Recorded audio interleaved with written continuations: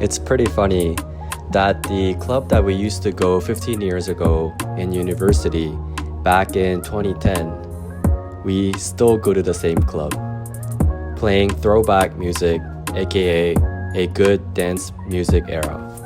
While my friends were partying in downtown Toronto at the 5th Social Club, also known as Easy, on Saturday night, I skipped the booth, skipped the dance party, and chose to sleep early so that I could chase the waves. On Sunday, June 22nd, 2025, I drove 2 hours from Toronto to Lake Erie and surfed for 5.5 hours straight. It was scorching 33 degrees, feeling like 46 degrees. And yet, somehow, despite the hot air and the lake still warming up, the wind gave us just enough energy to generate clean little waves. A true miracle for early summer.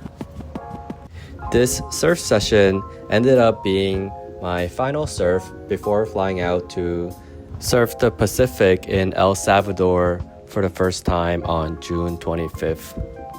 In this episode, I share both land and in-water POV footage of the session, along with my pre-surf stretch routine. Please subscribe to the channel if you like my content for further videos on SurferBoy lifestyle in and out of the water. Even though I only ride shortboards, these waves on June 22nd were perfect for longboarding, smooth, cruisy, and clean as the wind really settled offshore. But hey, when you live the shortboard life on the lakes, like I do, you make it work on a 5'7" iPod Dark Twin. Sometimes the biggest flex isn't showing up at the club, it's showing up for yourself to surf. Before each surf session, I usually go through a pretty simple stretch routine that help my muscles get fired up before surf so that my body and my muscles are ready to go from wave 1. During my stretch routine, I usually try to observe the waves and see where and how they're breaking before jumping into the water.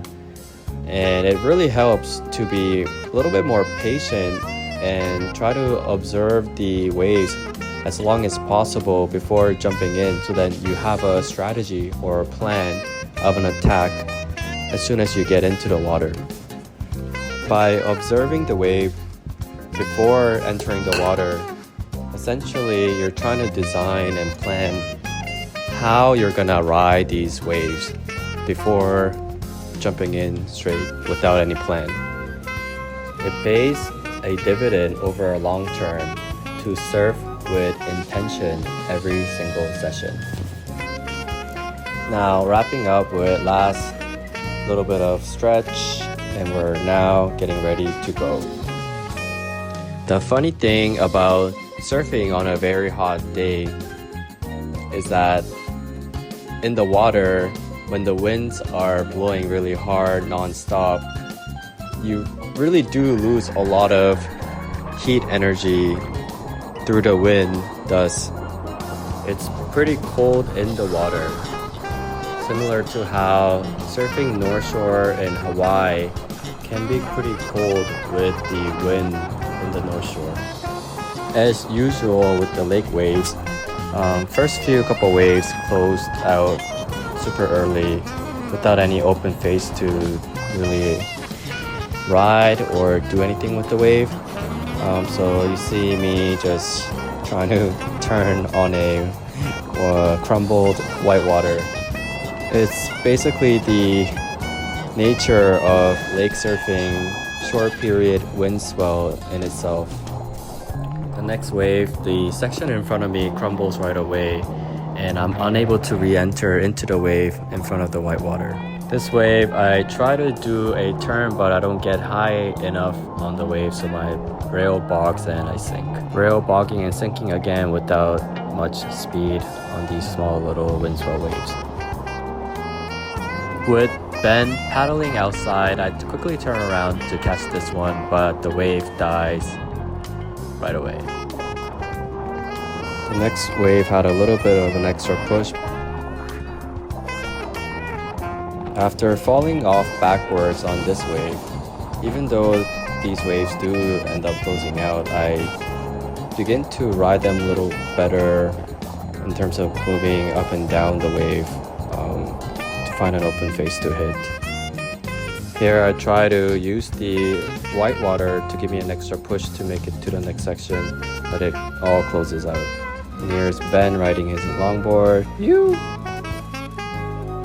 On this date, I was having so much fun out there, catching as many waves as I caught on the previous session on June 19, where I probably catch between 50 and 100 waves over the span of 5.5 hours.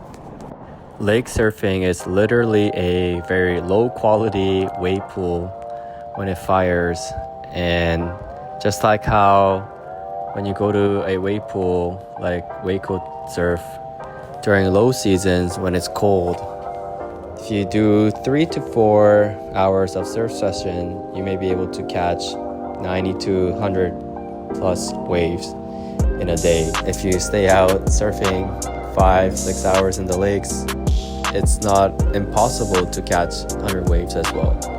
If you made it this far into the video, thank you very much. And now looking at the land view, you can see how low of a quality these lake waves were on this hot summer day. These small little chest high waves were actually perfect for long rides on a longboard, as you will see later in this video with Steve on his longboard. I currently only own one surfboard that I ride in the lakes, and it's the 5.7 IPA Dark Twin, which I run with a twin fin setup as a daily driver / groveler in the lakes. I did make a custom order for a JS Flamefish in 5.4 at 30 liters of volume to use in the lakes as a ultra groveler for these chest high and below little lake waves. So while I wait for my JS Flamefish to arrive, I've been just surfing one board for all lake waves using the 5.7 IPA Dark Twin.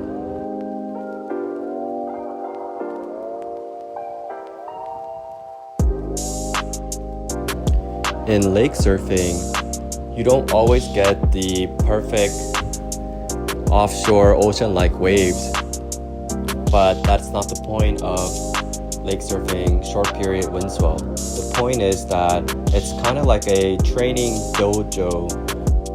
You get 50 tries as an example to crack open a low quality wave to solve. Here is my wave of the day, the longest ride on the lakes for this session. Send in some friends, some shaka and some love while I'm taking a mini water break. Before going back into the water, I usually do a light stretching again to loosen up my body, as I feel like when I'm just sitting out there in the cold water with the wind especially, my body just gets pretty stiff. Just stretching, still stretching, more stretching, and still stretching.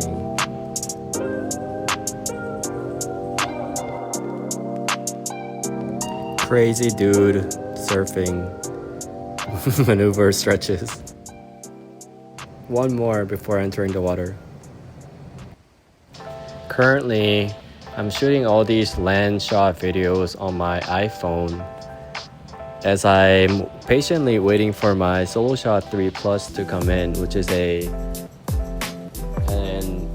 automatic tracking camera that can track where I am through an armband that I have to wear, and it can zoom in and out 65x to provide zoomed in close-up video of your surfing without needing a professional photographer. It's been taking awfully long time for them to even ship out my Solo Shot 3 camera, so in the meantime, all my videos are still being shot on my iPhone Pro. After a few more land view angle of last couple waves of this video, I'll finish it off with some thoughts and my fin combinations that I'm preparing for my trip to El Salvador. Like it or not, you exist. So you might as well try to have maximum fun while existing. Unapologetically being your very own authentic self. Some new fins just came in to the mail. The top is HP keel and the bottom is HP twin fins, both in G10 fiberglass construction. I'll be pairing the HP keel with my grovelers, the ultra grovelers in the lakes, and I'll be pairing the HP twin fins with my daily driver, the 5.7 iPod Dart Twin. And these fins look really fast on my Dart Twin, probably because they are really fast. Next are the fins that I'll be taking to El Salvador. First is the pre-preg carbon pivot twin plus one that I'll be pairing with the 5.5 iPod Supernova for the high performance groveler roll. To its right is the Futures AM1 Tech Flex thruster fins that I'll be pairing with my 5.8 Paizel Radius Prime for the high performance shortboard roll. And as always, thank you so much for watching. Please like and subscribe for more content.